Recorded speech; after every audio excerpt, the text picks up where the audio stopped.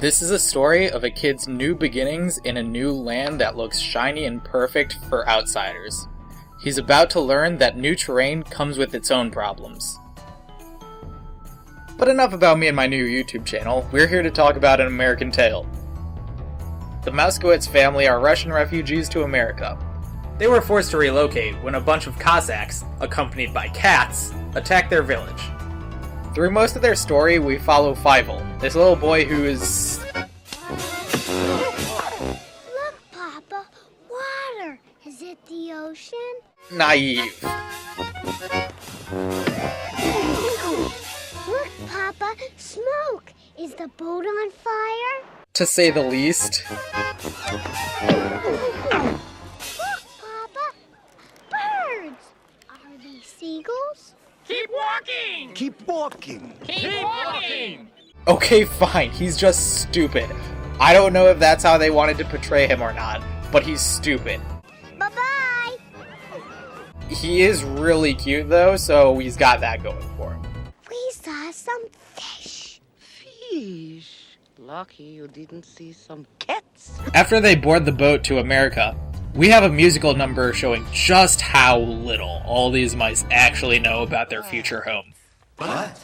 But there are no cats in America, and the streets are paved with cheese. Oh, there are no cats in America, so set your mind at ease. It's a nice song, and it's good at portraying the hope of a new life that many immigrants had. Anyways, being stupid, Fievel runs onto the deck of the boat during a storm and gets separated from his family.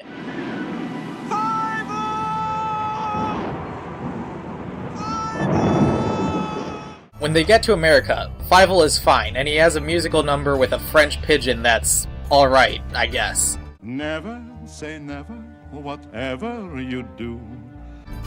Fievel's dad is convinced he's dead, while his sister is still sure he survived.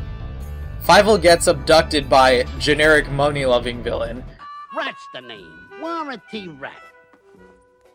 What can I do you for, kid? and tossed into a factory. This is Whittier. Papa!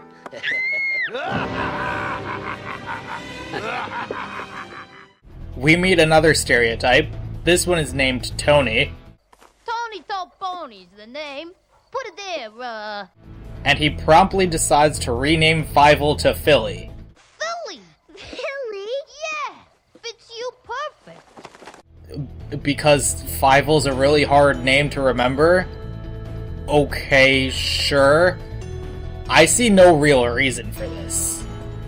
The pair go to a rally against the cats in America. There we find the most forced romantic subplot I've ever seen. So, if we all got together, we could do something about the cats. It's also wrapped up relatively quickly. Tony? Tony, what's wrong with you? These three then try to find the man who might know where Fievel's family is. Honest John, at Tammany Hall. He'll know where your family is. He will? Tony, he knows every mouse in the city. He doesn't. Sorry, don't know them yet. So instead we get more cat talk. And they decide to come together and find a solution for the cat problem. Tomorrow, at Mouseheimer Park, we will all decide what to do. After that, the trio heads somewhere for the night. Cue Somewhere Out There, a duet between the lost boy and his delusional sister. Somewhere out there. He can't sing whatsoever, It helps to think we're sleeping underneath the same big sky. and she has no real proof her brother's alive. Despite that, it totally lives up to its reputation. No jokes and no cynicism right now. This song just works. Fievel being awful makes this totally believable that a kid is actually singing this, and it makes it so much more genuine than it would have been otherwise. In addition to that, it's the cute kind of awful, not the irritating kind. In the morning, the mice all gather to decide what they're going to do about the cats. Nobody has any idea except for Fievel. I have an idea. Yes? Yeah, let's listen to that kid. You've discovered the herring.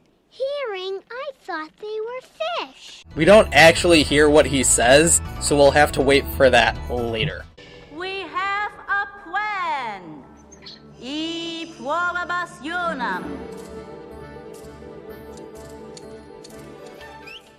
Fievel gets captured after finding out generic money-loving villain is a cat. More in deep. Yo. You're not a rat, you're a cat. And then Tiger, this guy right here, literally just lets him out. Because, whatever. It's okay, little buddy. Hey, I'm your friend. Oh, come on. Be happy.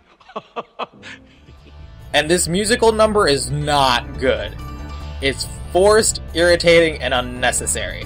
These scenes are almost entirely filler. What do we get out of them? Fievel gets free with no effort, we get a bad comedic filler character, and the only thing we've gained was knowledge that the villain was a cat. He doesn't have to be a cat for the mice to dislike him. What about the kidnapping? What about the extortion? Anyways, Fievel escapes and makes his way down to the pier where all the mice have been stationed for their plan to run the cats out of town. The cats get there too early, so nobody's even awake. But they start their secret weapon. Release the secret weapon! What? We reached it. Oh, no. Which then has to be stopped. No. Wait for the boat whistle. So it stops. Oh, saints be praised. And then it needs to be started again. Oh, no. Release the secret weapon. Make up your mind! So there's a lot of forced build-up regarding this secret weapon, but honestly, the reveal is well worth it. I mean, look at this thing. It's all like and shooting fireworks out of its mouth. Like, that's cool. So the cats are chased out of town, but Fievel is missing in the chaos, so everyone goes looking for him. He ends up in a place called Orphan Alley, and is not depressing in the slightest.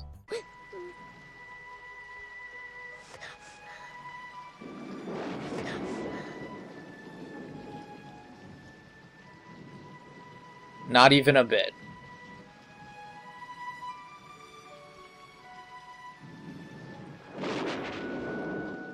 Alright, maybe a little bit.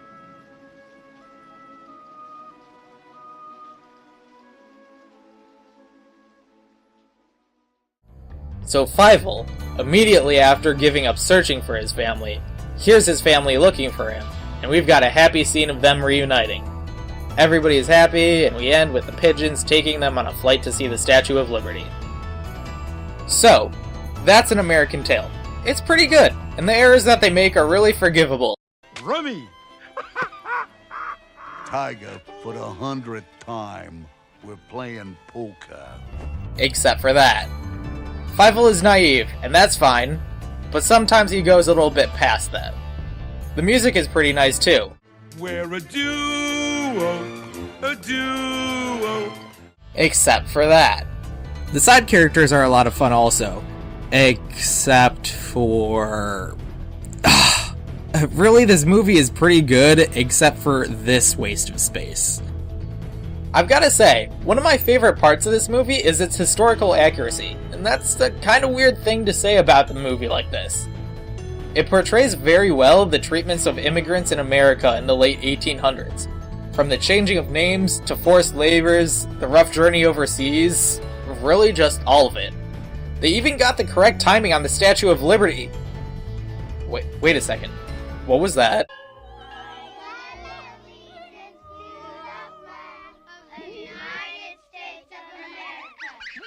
Ha! That wasn't written until 1887, and this movie takes place in 1885.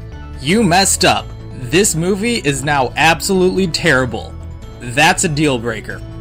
I do have one question though. Why didn't they have the reuniting scene be between Fievel and his sister? She's the one he got the duet with. She's the one who was sure he was still alive, and both of their parents had given up. It's gonna be a really awkward conversation later when his dad tells him, "Oh yeah, we never even looked for you. despite your sister being so sure you were still alive. We told her she'll forget about you. In fact, even after your friend told us he was searching for Fievel, I continued to deny the possibility that you were alive. But I mean, it all worked out in the end, so it's okay. Overall, Fievel's cute, sometimes disgustingly so. The plot works rather well, and there are a lot of great jokes all over this movie. Some of them are meant for kids, others clearly not. So young, never had a chance to vote. Well, he'll vote from now on. I'll see to that. It's a good movie. Not really a masterpiece by any means, but well worth the time to watch it. It's just that one scene really holding it back.